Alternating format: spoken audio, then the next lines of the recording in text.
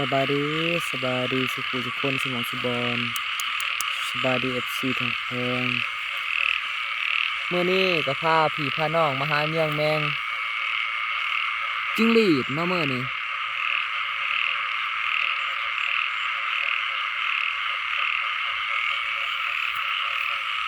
อืมบ่ได้สักกะลุงเลย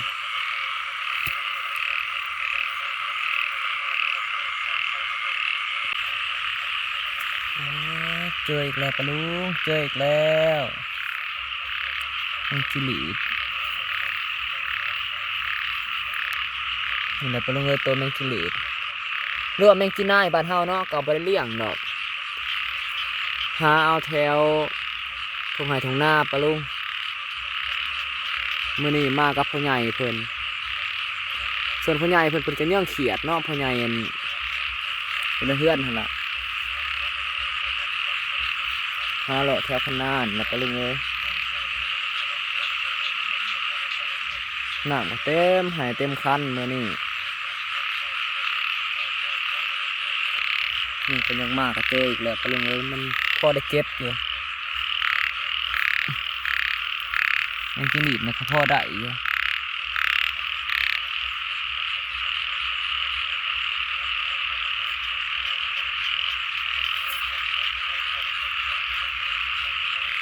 เห็นหยังก็เอาเบิดปะลุงเอ้ย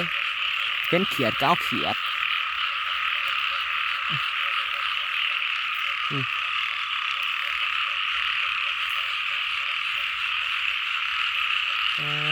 ปะลุง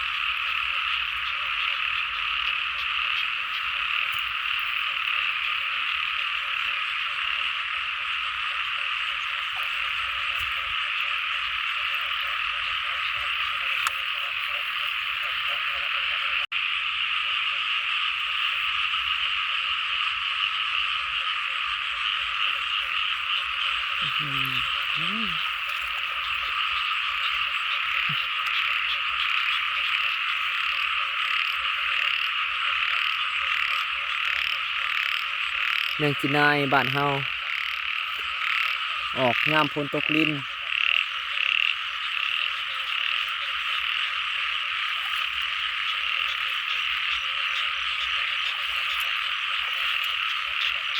หาเลาะหาแถวคันแหละปะลุงเอ้ย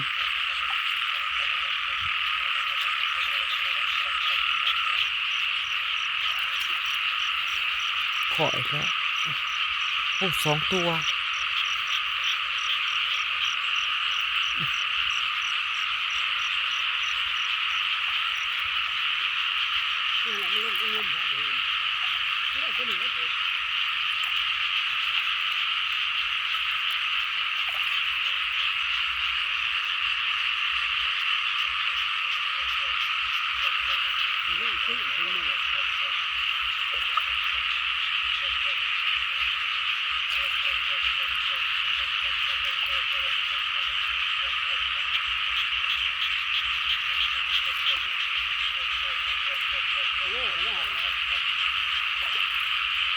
ได้ยินแต่เสียงเขาใหญ่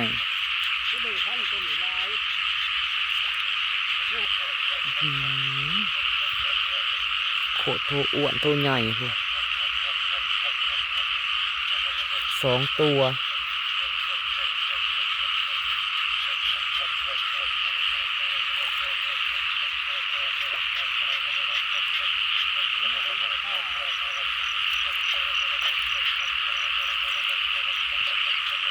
เห็นยังเอาอันนั้นปะลุงเอ้ยเห็นเขียดก็เอาเขียดป๊าด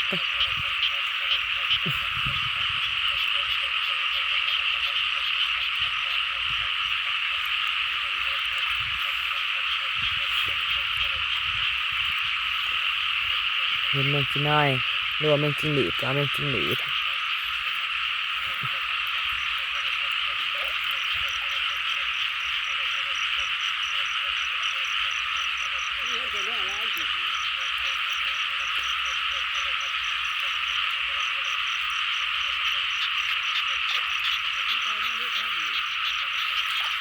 เป็นไงห้องปะลุงเลย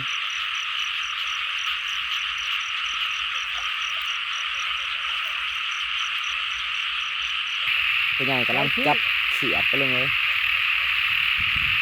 กระด้างเป็นไงได้อยู่บ่เป็นไงตาบุเห็นหุ่งเป็นไงก็ได้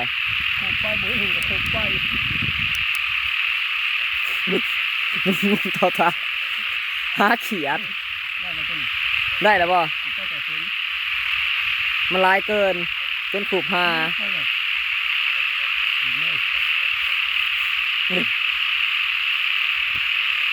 เขียดมันยวนปูนตัวเต้นไปกับมี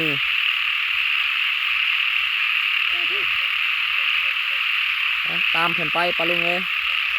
เฮากับหาของเฮาเพิ่นกับหาของเพิ่นแต่ยังสำเห็นเขียดพอโตขูบไปจะเทียบจะได้อันเพิ่นก็ได้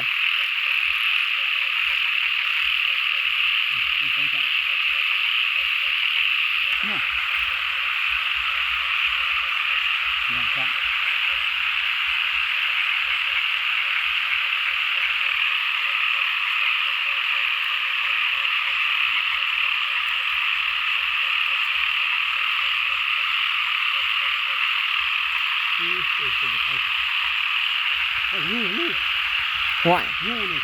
แล้วจะไปขุบงูนะเอาเด้อ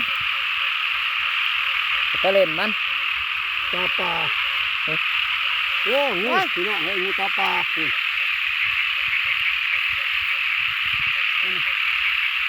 งูตาปลามาชนกับเขียดนี่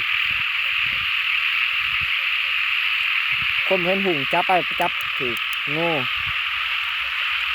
โอ้ยถืองูพี่น้องเลยเข้าใจว่างูบ่เป็นผิดเนาะงูถืองูตาปลาบ้านเฮาเอิ้นงูปลา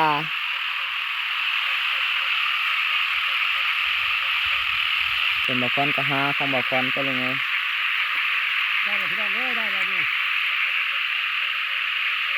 จะจับเขียดนี่ตัวลุงอีก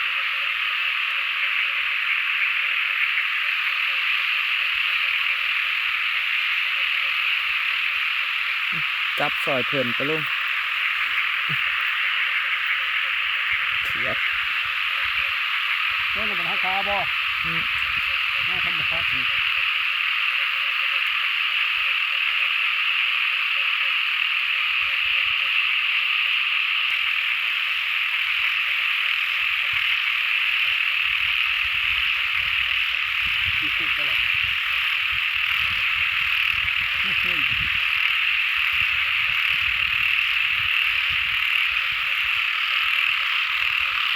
ปะลุงเลย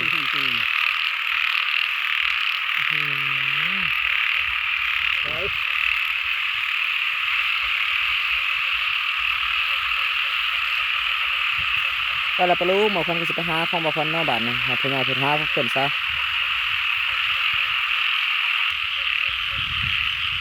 หายิงแถวข้างหน้าปะลุงเลย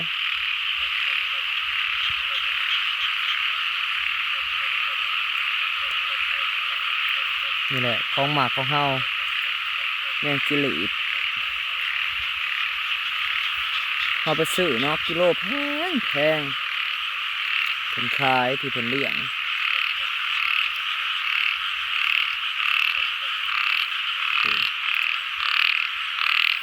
เขียดกระห้องดีก็คือเขียดบักแอก2 โต 3 โตเรียกเป็นไงมากเป็นไงเอาเนาะเอากระช้าเหรียญผ่านไปก่อนอันนี้ชิเป็นเขียดนั่งโม่เพื่อน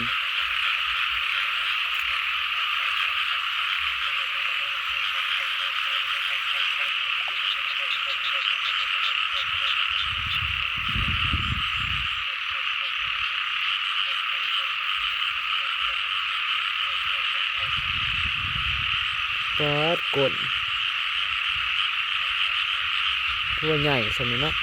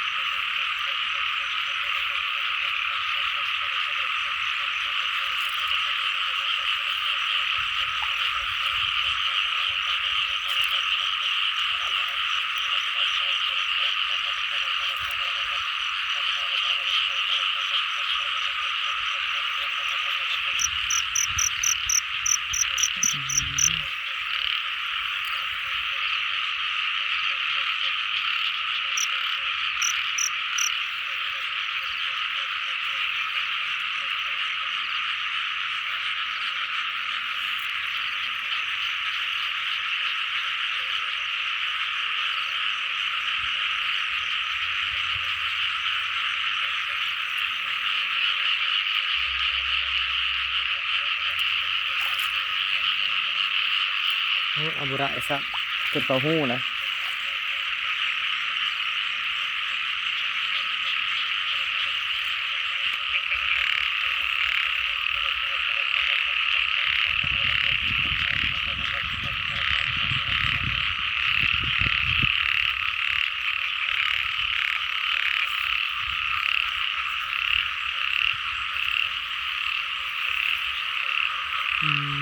ตัวใหญ่อันนี้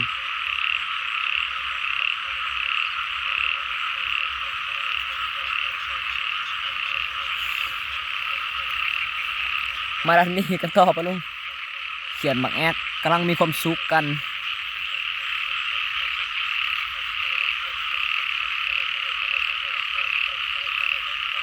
หากันต่อไปหากันเลยโอ้ยเขียนหมักแอกกับพวกเขียนหมักแอกร้ายขนาดปะลุงเอ้ย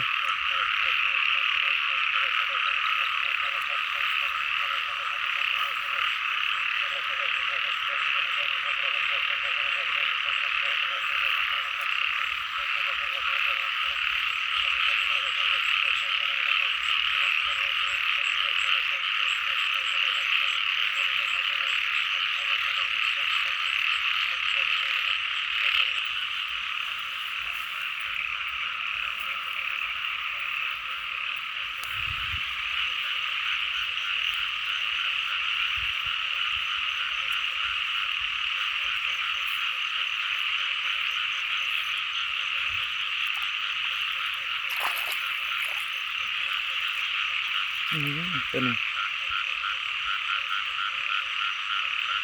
สิบทันมันออกปะลุงเอ้ยสบายดีมาหอดเฮือนมาเทียบร้อยบ้านนี้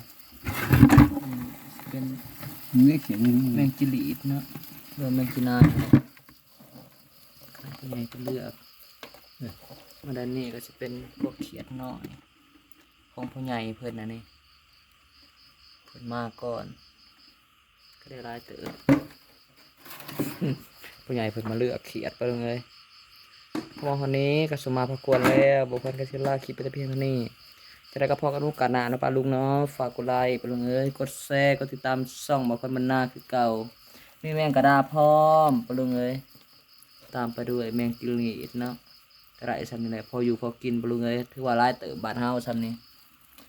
หาตามธรรมชาติบริเลี่ยงปลาลุงหาตามธรรมชาติจะได้ก็พอกันลูกกันนะปลาลุงเอ้ยสบายดี